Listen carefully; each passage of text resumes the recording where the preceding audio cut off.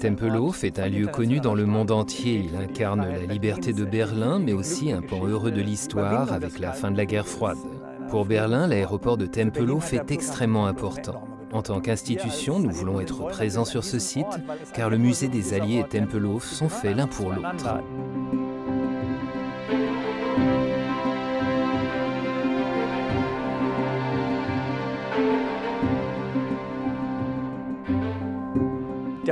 L'aéroport est caractéristique de l'architecture nazie, mais à l'intérieur, on découvre un bâtiment industriel moderne. On dit que Tempelhof est l'ancêtre de tous les aéroports, certes colossal, mais moderne avant tout.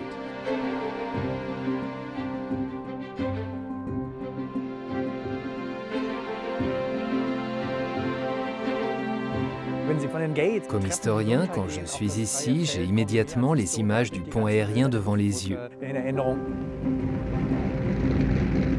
Le vacarme devait être infernal, les avions atterrissaient et décollaient sans cesse, ils étaient chargés et déchargés, c'était juste incroyable. Certains Berlinois racontent que le bruit des bombardiers durant la guerre était soudain devenu celui de la liberté. Ici, les ennemis de jadis sont devenus amis.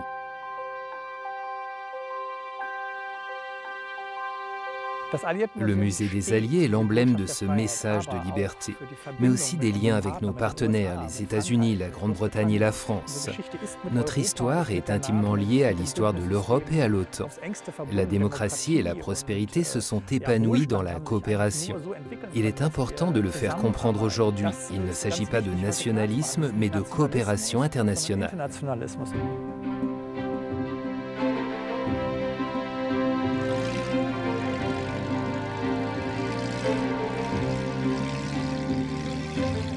Nous voulons créer ici un musée placé sous le signe de la liberté. Notre culture mémorielle se concentre à juste titre sur l'histoire du nazisme et de la dictature en Allemagne de l'Est. Mais Berlin n'a pas de lieu consacré à l'époque de Berlin-Ouest, à Berlin comme point névralgique de la guerre froide. Et c'est ce que nous voulons faire ici.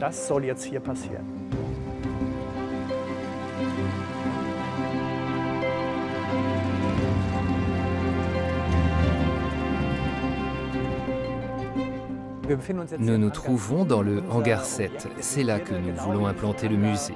En entrant ici, on est époustouflé par l'espace immense, ouvert, juste parfait pour notre musée, parce qu'il s'agit justement de représenter la liberté en tant que valeur.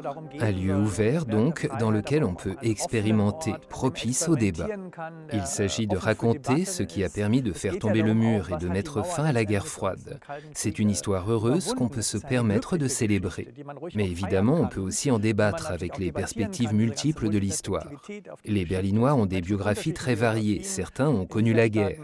Raconter ces expériences et en discuter est tout à fait possible dans un espace aussi ouvert.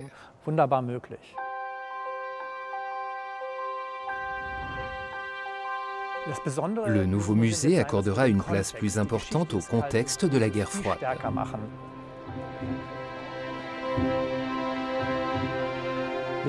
Jusqu'à présent, nous nous sommes concentrés sur la présence des Alliés à Berlin et sur leurs liens avec la population. Mais le contexte historique, la confrontation entre les deux blocs, entre l'Union soviétique et les États-Unis, n'était pas évoqué. Dans quel contexte les troupes alliées ont-elles agi à Berlin-Ouest? La menace nucléaire, par exemple, est emblématique et cruciale pour cette époque. Les marches de la paix témoignent de ce que cela signifiait de vivre sous le signe de la guerre froide et de la menace nucléaire. Tous ces aspects n'étaient pas évoqués et nous devons absolument le faire ici.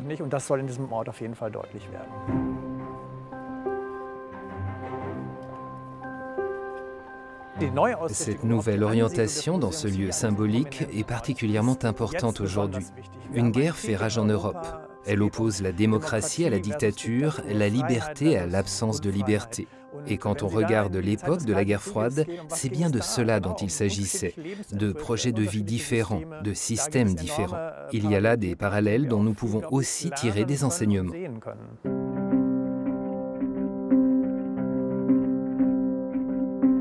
Ce site a beaucoup d'avantages comparé à la Clé Allée où le musée se trouve actuellement.